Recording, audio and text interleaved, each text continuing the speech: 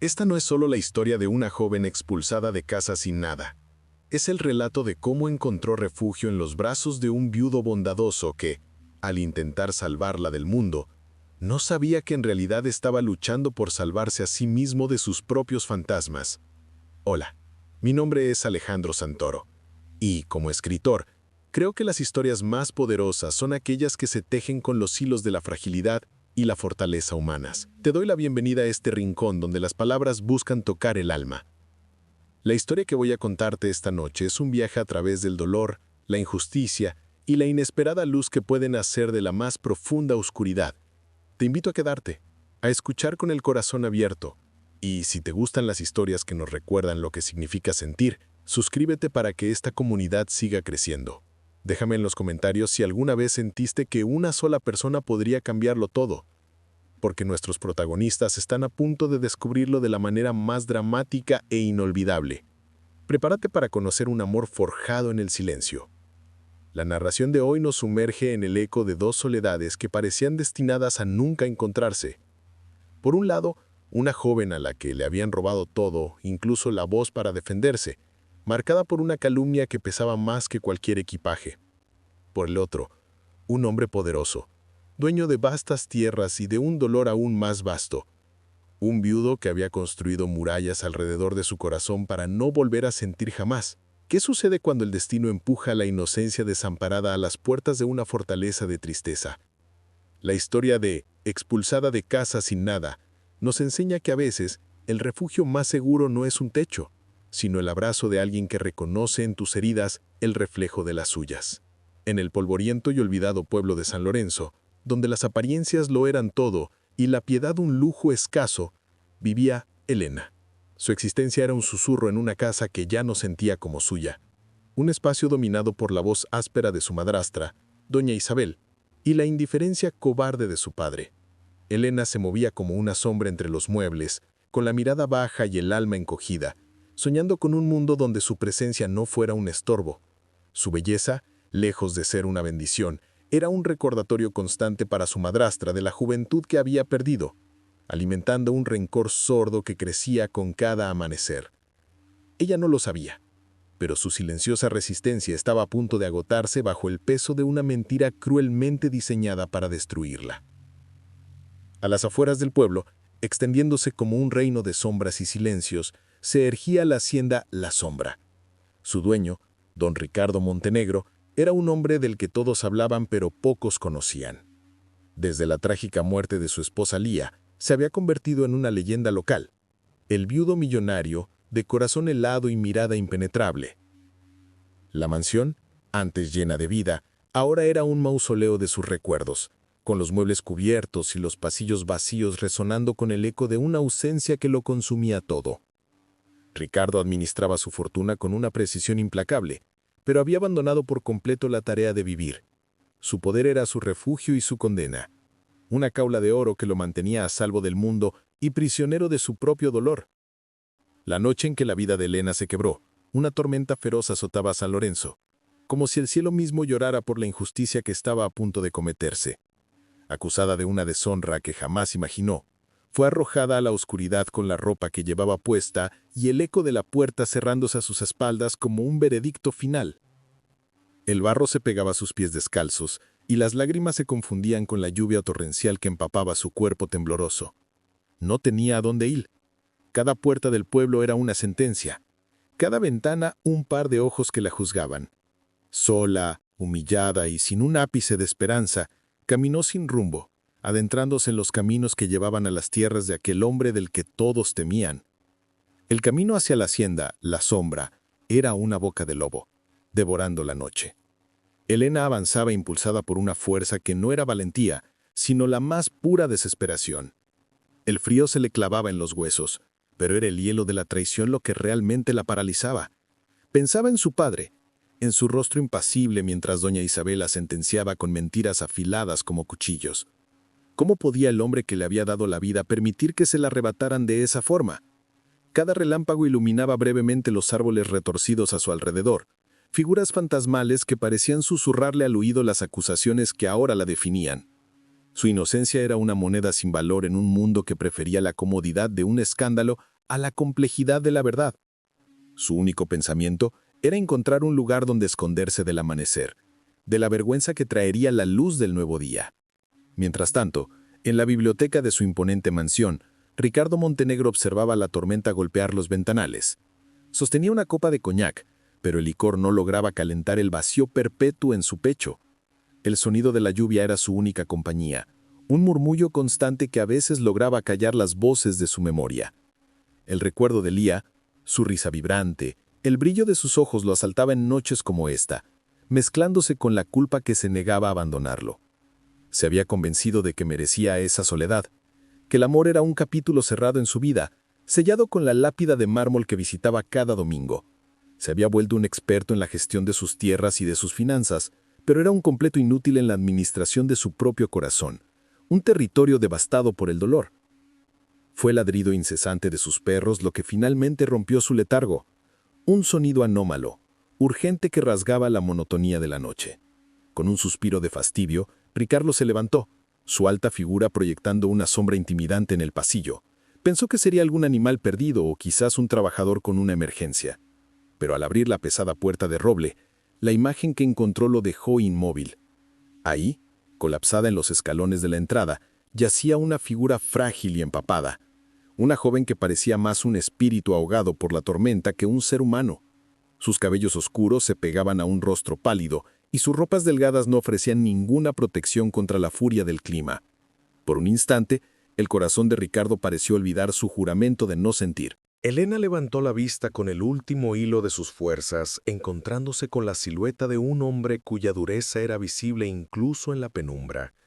Reconoció en él al temido don Ricardo Montenegro, el hombre del que las madres hablaban para asustar a sus hijos.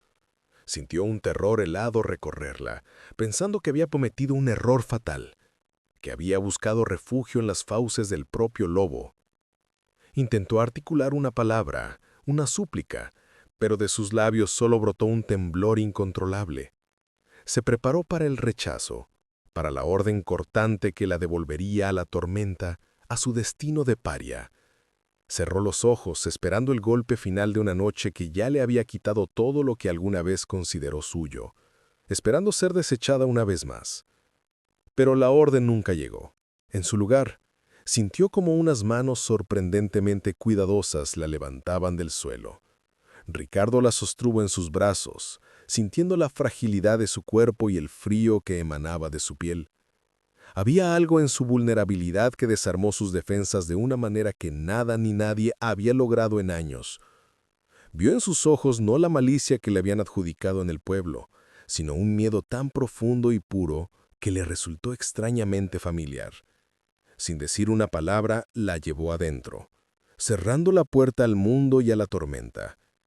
En ese preciso momento, dos soledades se encontraron en el umbral de una mansión llena de secretos, sin saber que aquel acto impulsivo de compasión estaba a punto de cambiar sus vidas para siempre. Elena despertó entre sábanas de lino que olían a lavanda y a tiempo guardado. Por un momento creyó estar soñando, atrapada en una fantasía febril nacida de la intemperie. Abrió los ojos a una habitación inmensa donde una chimenea crepitaba suavemente, arrojando una luz dorada sobre muebles oscuros y elegantes. Estaba vestida con un camisón de seda que no era suyo, y su ropa mojada había desaparecido. El lujo del lugar era tan abrumador como la sensación de seguridad que la envolvía, un calor que no solo provenía del fuego, sino de la quietud del ambiente. Sin embargo, el miedo no tardó en regresar. ¿Dónde estaba? ¿Qué querría de ella el hombre que la había rescatado de la tormenta? Cada sombra en la esquina parecía moverse, y el silencio de la mansión era tan pesado y profundo que temía que pudiera ahogarla si se descuidara un solo instante. Ricardo la observaba desde el umbral de la puerta, oculto en la penumbra.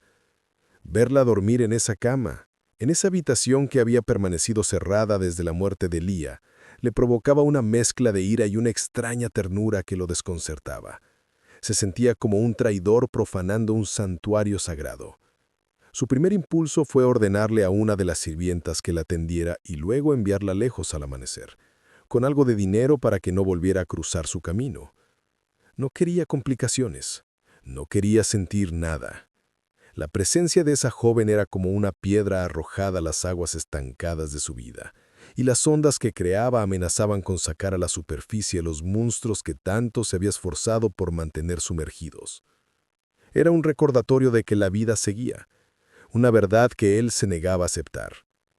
Al amanecer, la noticia de que la deshonrada había pasado la noche en la hacienda del viudo se extendió por San Lorenzo como un reguero de pólvora. Javier, el capataz de rostro amable y ojos calculadores, fue el primero en abordar a Ricardo. Con una lealtad fingida, le transmitió los rumores midiendo la reacción de su patrón. ¿Está seguro de lo que hace, don Ricardo? La gente tiene la lengua afilada. Dicen que usted la ha tomado bajo su protección y se preguntan por qué un hombre como usted se interesaría en una muchacha así. Sus palabras eran una mezcla de advertencia y provocación. Javier conocía el dolor de Ricardo mejor que nadie, y la llegada de Elena representaba una variable imprevista en sus propios planes. Planes que involucraban la memoria de Lía y la culpa que carcomía el alma de su jefe. Esa tarde, Ricardo finalmente se enfrentó a Elena. La encontró en la biblioteca, mirando con asombro la cantidad de libros que la rodeaban. Su postura era erguida, pero sus manos delataban su nerviosismo. Él fue directo, su voz grave y desprovista de emoción. «Necesito saber por qué te echaron de tu casa. La verdad». No la estaba juzgando, la estaba estudiando, buscando una fisura en su aparente inocencia. Elena tragó saliva. El miedo le atenazaba la garganta, pero al levantar la vista y sostener su mirada, encontró una fuerza que no sabía que poseía. «Me acusaron de algo que no hice», dijo con una voz apenas audible, pero firme. «No tienen pruebas, solo el deseo de verme destruida». No lloró, no suplicó, simplemente afirmó su verdad con una dignidad que descolocó por completo al hombre que lo tenía todo. Aquel breve intercambio dejó una marca indeleble en ambos.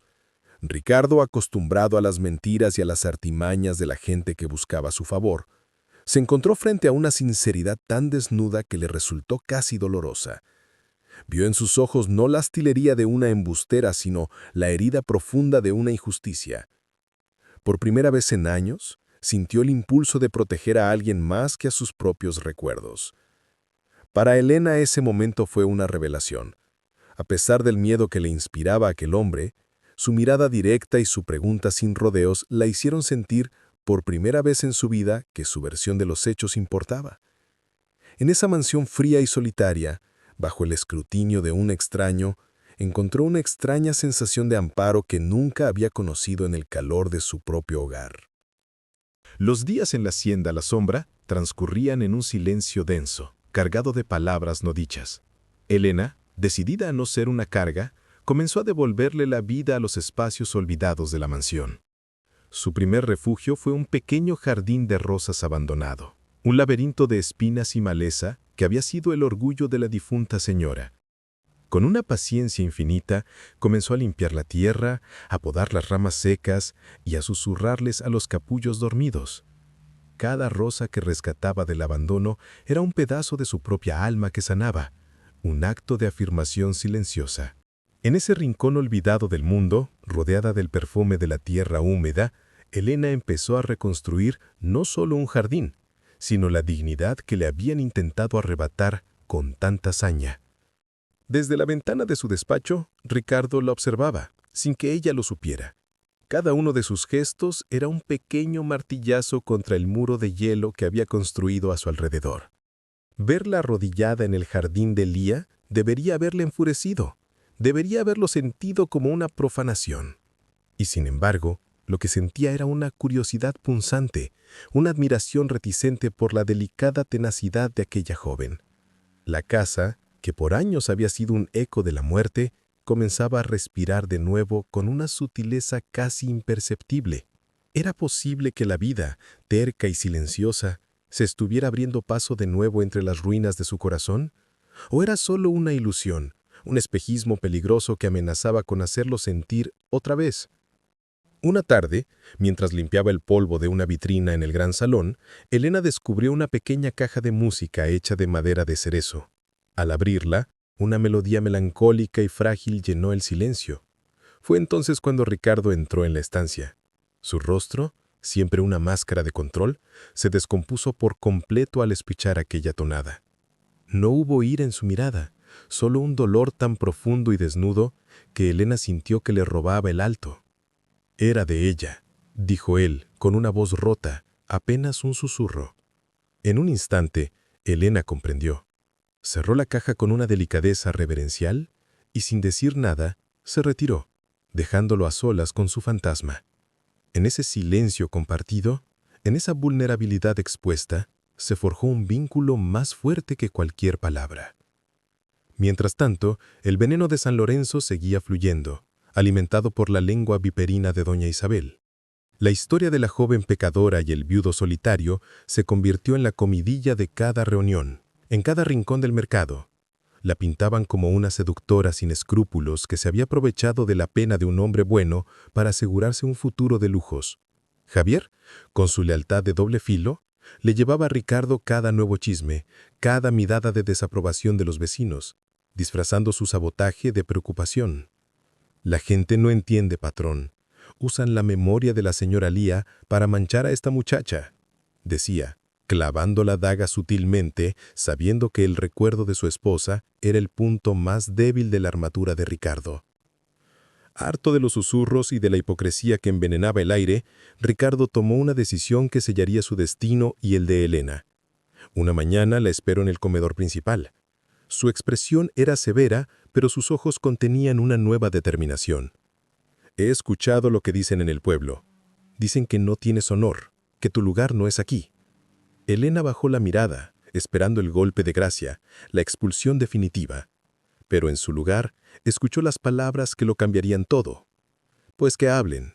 A partir de hoy, esta es tu casa y estás bajo mi protección. Nadie volverá a hacerte daño mientras yo viva». No era una declaración de amor, sino un desafío al mundo, un acto de justicia que los unía contra todos. La declaración de Ricardo resonó en la hacienda como el tañido de una campana, alterando el orden establecido. Para Elena, aquellas palabras fueron un ancla en medio de su tormenta personal, un salvavidas lanzado desde la orilla más inesperada. Una gratitud inmensa y silenciosa floreció en su pecho, pero venía acompañada de un nuevo temor. Ahora no solo era la repudiada del pueblo, sino la protegida del hombre más poderoso y enigmático de la región, un título que le exponía a un tipo de escrutinio completamente diferente. El personal de la casa, que hasta entonces la había tratado con una mezcla de lástima y distancia, comenzó a verla con otros ojos. Ya no era la muchacha recogida, sino una figura con un poder indefinido, una pieza clave en el solitario tablero de ajedrez de don Ricardo Montenegro. Y esa nueva posición era tan intimidante como salvadora. Su conexión se fue tejiendo en los pequeños detalles, en los silencios que se volvían cómodos. Una noche, mientras una llovizna suave tamborileaba en los cristales, la encontraron sentados frente a la chimenea de la biblioteca. «Las rosas del jardín están volviendo a florecer», dijo Elena en voz baja, rompiendo el hechizo del crepitar del fuego. Ricardo asintió, su mirada perdida en las llamas. «¿Crees que algo que ha estado muerto por mucho tiempo puede realmente volver a vivir?», preguntó él, y la pregunta flotó en el aire, cargada de un peso que iba mucho más allá de las flores. «Yo no creo que estuvieran muertas», respondió ella con una sabiduría sencilla. «Solo estaban esperando que alguien creyera en ellas lo suficiente como para darles una oportunidad de volver a intentarlo». Él no respondió, pero la miró de una forma que le erizó la piel. Doña Isabel, consumida por la rabia al ver que su plan no solo había fracasado, sino que había elevado a Elena a una posición inalcanzable, decidió llevar su guerra a las puertas de la hacienda. Se presentó una tarde, gritando injurias y exigiendo ver a su hijastra, creando un espectáculo bochornoso para los trabajadores que pasaban. Afirmaba que Ricardo, en su soledad, había sido embrujado por una artía manipuladora.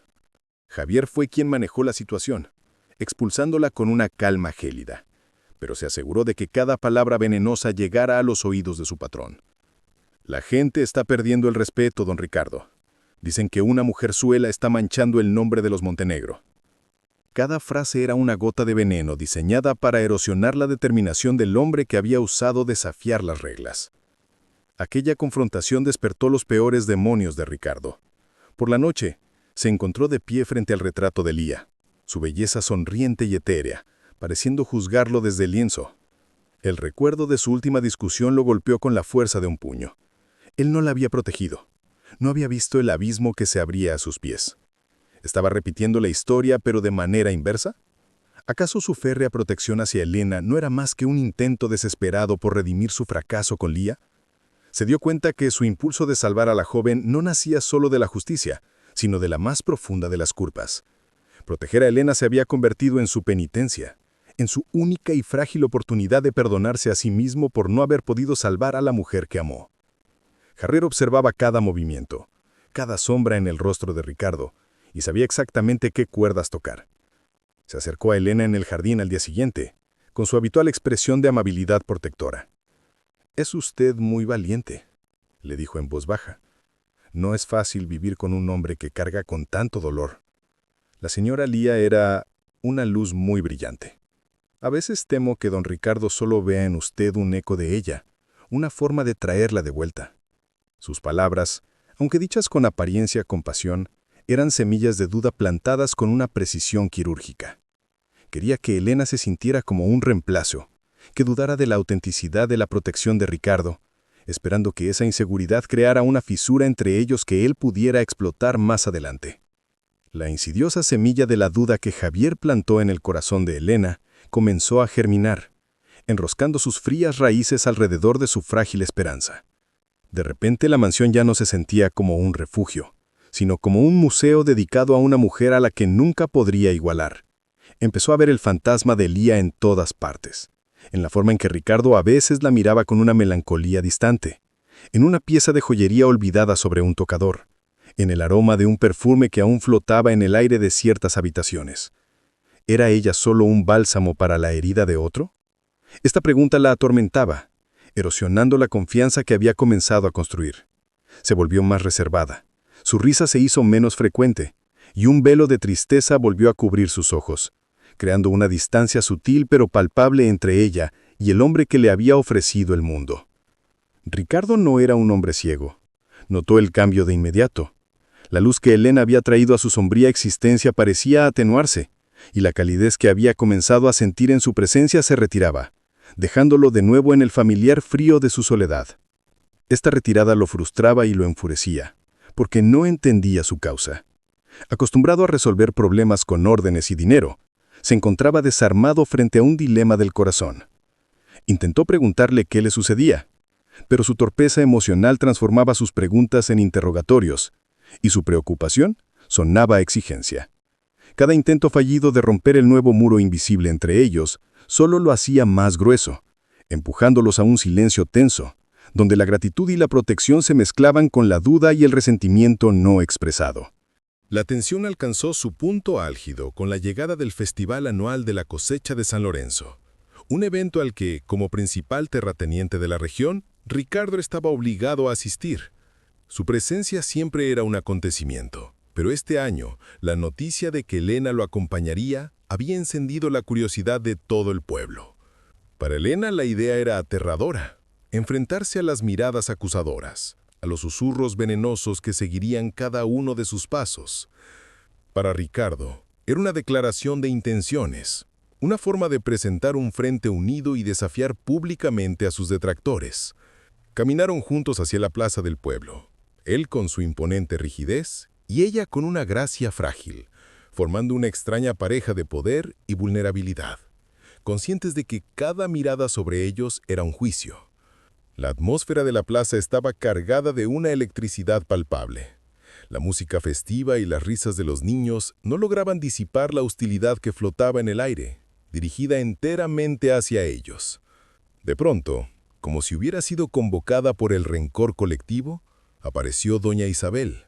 Su rostro era una máscara de indignación justiciera, y caminó directamente hacia ellos, abriéndose paso entre la multitud que se apartaba con una mezcla de miedo y expectación morbosa. El murmullo se convirtió en un silencio sepulcral. Todos sabían que estaban a punto de presenciar la culminación de un drama que había mantenido al pueblo en vilo durante semanas. Elena sintió que el suelo desaparecía bajo sus pies y buscó instintivamente la mano de Ricardo, un pequeño gesto de súplica en medio de la tormenta que estaba a punto de desatarse. «Mírenla», gritó doña Isabel, su voz aguda y llena de veneno, señalando a Elena con un dedo acusador. La impostora que se esconde tras una cara de inocencia. No solo es una mujer sin honor, sino que lleva en su vientre la prueba de su vergüenza. Un hijo que no es de este hombre. La mentira, tan vil y tan específica, cayó sobre la multitud con el peso de una roca, provocando un jadeo colectivo. Era el golpe final. Un ataque diseñado no solo para humillar a Elena, sino para acorralar a Ricardo, para obligarlo a elegir entre su honor y la mujer que había acogido. Todos los ojos se clavaron en él, esperando su veredicto. En ese silencio atronador, el mundo entero pareció detenerse pendiente de la decisión que saldría de los labios del viudo de corazón helado. Si tu corazón se detuvo por un instante, si sentiste la injusticia en tu propia piel y contuviste el aliento esperando una chispa de esperanza, entonces sabes que las historias tienen el poder de conectarnos en un nivel profundo. Este es el momento en que un solo acto de valentía puede cambiar el curso de una vida entera. El clímax nos ha dejado sin aliento, pero la verdadera sanación apenas comienza. Si esta historia te está conmoviendo, si crees en el poder de la redención y en la fuerza del amor que desafía al mundo, no olvides seguirme.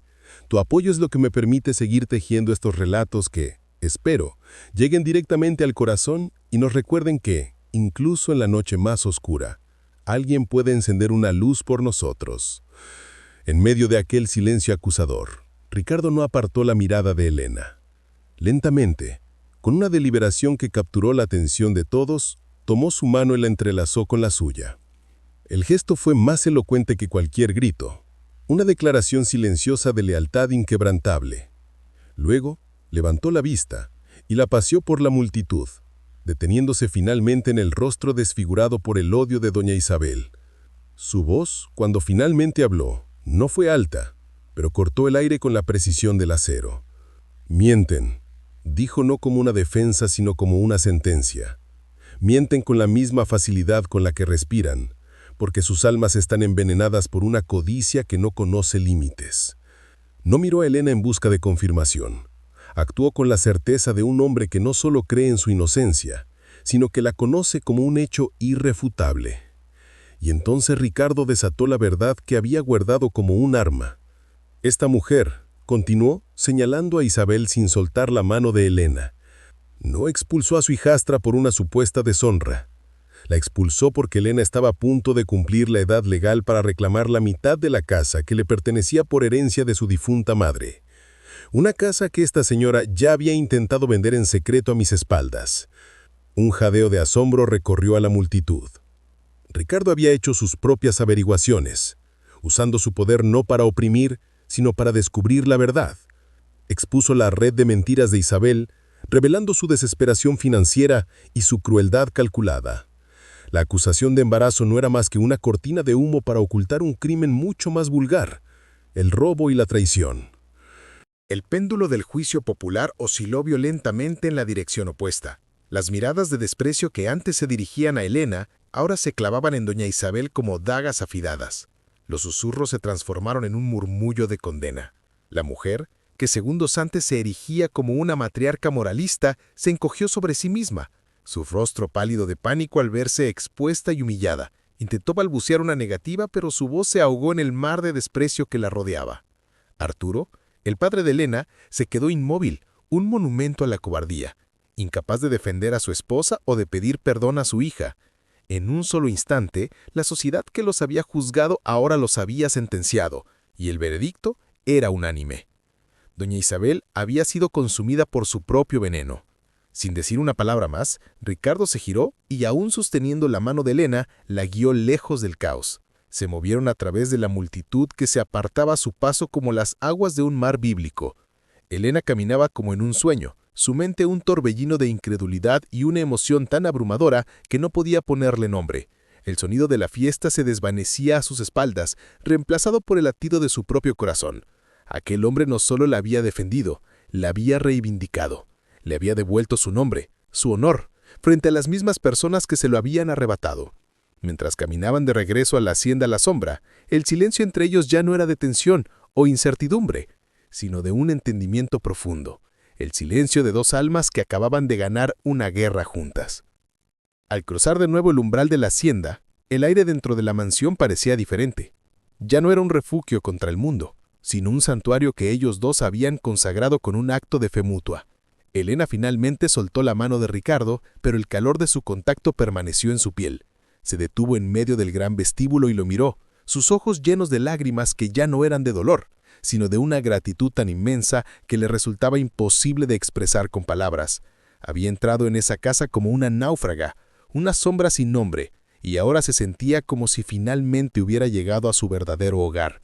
Por primera vez en su vida, el silencio no era una opresión, sino un espacio sagrado donde su alma podía por fin descansar y sentirse segura, vista y, sobre todo, creída.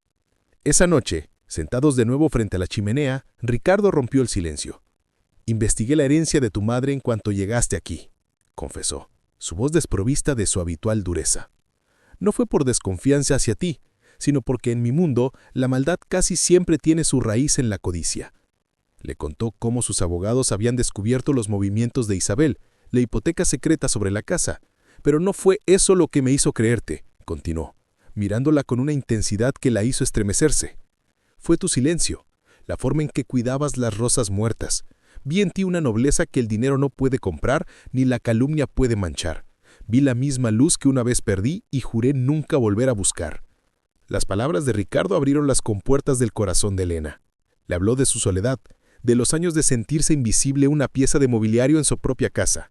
Le confesó el terror que sintió la noche de la tormenta y cómo, en su mirada, a pesar del miedo, había encontrado un destello de justicia que la hizo aferrarse a la vida.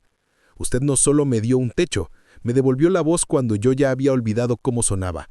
Me enseñó que mi verdad importaba». En esa confesión, las barreras finales entre ellos se disolvieron. No eran el protector y la protegida, el rico y la pobre. Eran simplemente Ricardo y Elena, dos almas heridas que habían encontrado en el otro el remedio que no sabían que estaban buscando desesperadamente.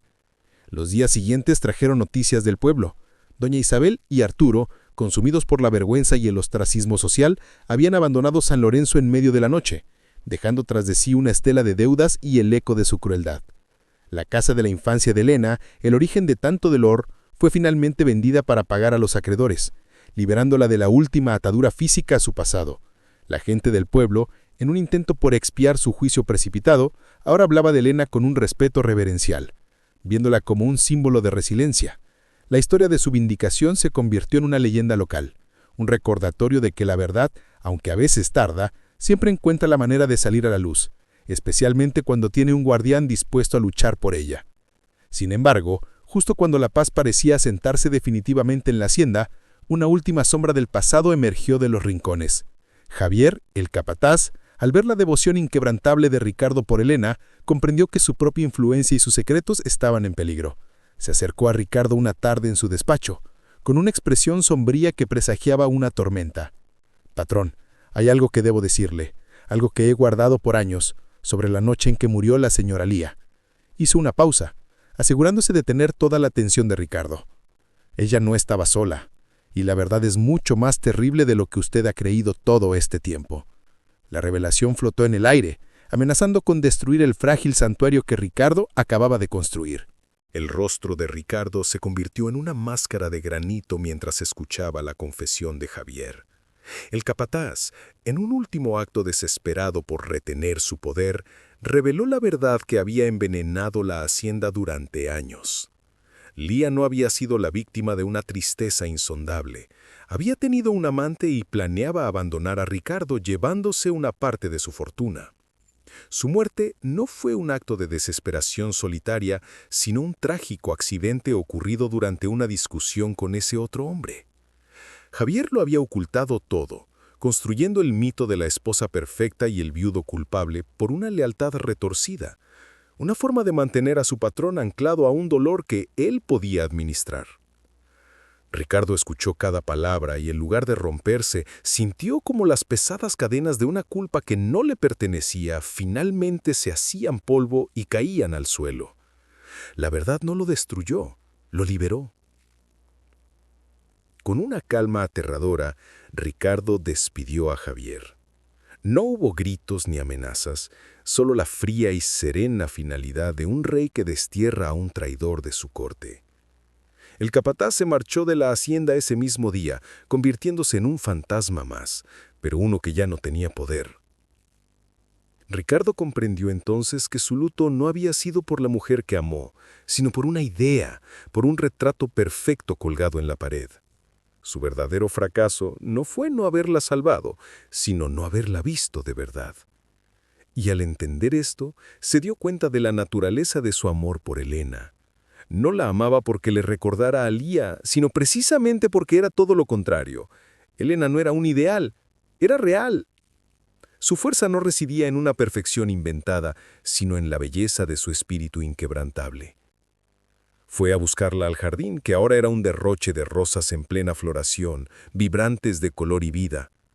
La encontró de pie, con el sol de la tarde iluminando su rostro. Se acercó a ella y por primera vez le abrió su corazón por completo. Le contó la verdad sobre Lía, sobre su culpa fabricada y sobre los años que había pasado castigándose por un crimen que no cometió. «Nunca quise que te sintieras como una sombra en esta casa», le dijo, su voz cargada de una emoción cruda.